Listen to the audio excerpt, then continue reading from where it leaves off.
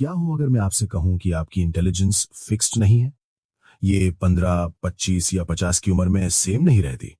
काफी समय तक लोगों का मानना था कि आईक्यू एक ऐसी चीज है जो आपको जन्म से मिलती है और इसे बदला नहीं जा सकता। लेकिन अगर आप हिस्ट्री के कुछ महान दिमागों की जिंदगी को देखें, तो आपको एक बिल्कुल अलग सच्चाई नजर आएगी। बचपन में एल्बर्ट आइंस्टाइन को उनकी टीचर्स स्लो समझते थे। थॉमस एडिसन से कहा गया था कि वो पढ़ाई में कभी सफल नहीं होंगे और उन्हें स्कूल से निकाल भी दिया गया था।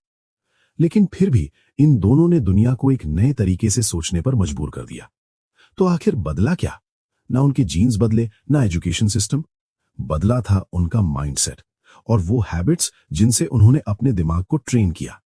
इस वीडियो में हम जानेंगे 6 सिंपल हैबिट्स जो आपकी थिंकिंग एबिलिटी को इंप्रूव कर सकती हैं और समय के साथ आपको स्मार्टर बना सकती हैं। चलो शुरू करते हैं। Habit 1, spend time thinking without distractions. आजकल लोग सोचते हैं कि ज्यादा कंटेंट कंज्यूम करना ही इंटेलिजेंस बढ़ाता है। मोर वीडियोस, मोर पॉडकास्ट्स, मोर इंफॉर्मेशन। लेकिन असल में आपका ब्रेन तब ग्रो करता है जब उसे खुद से सोचने का टाइम मिलता है। एल्बर्ट आइंस्टाइन अक्सर लंबी वॉक्स पर जाते थे।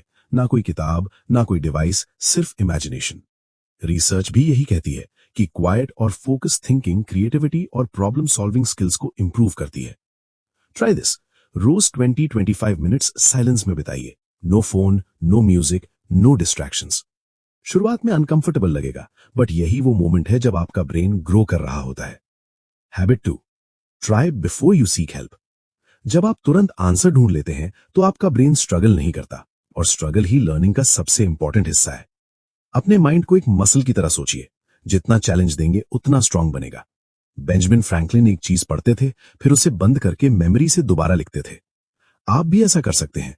अगली बार जब कोई प्रॉब्लम आए, पहले खुद ट्राई करें। इवन अगर आप फेल हो जाएं, फिर हेल्प लें।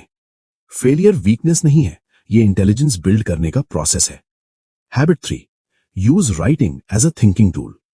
राइटिंग सिर्फ इंफॉर्मेशन स्टोर करने के लिए नहीं है, ये डीप थिंकिंग का एक पावरफुल टूल है। जब आप लिखते हैं तो आपके थॉट्स स्लो हो जाते हैं और क्लैरिटी आती है। एक सिंपल डेली जर्नल शुरू करें। खुद से पूछें, what did I truly understand today? What is still confusing? Smart होना ज्यादा जानने से नहीं, बेटर अंडरस्टैंडिंग से आता है। Habit 4, learn beyond your main subject. Highly intelligent लोग खुद को सिर्फ एक फील्ड तक लिमिट नहीं करते। वे अलग अलग चीजें सीखते हैं और आइडियाज को कनेक्ट करते हैं। जब आपका ब्रेन कनेक्शंस बनाता है तो वो फास्टर और क्रिएटिव हो जाता है।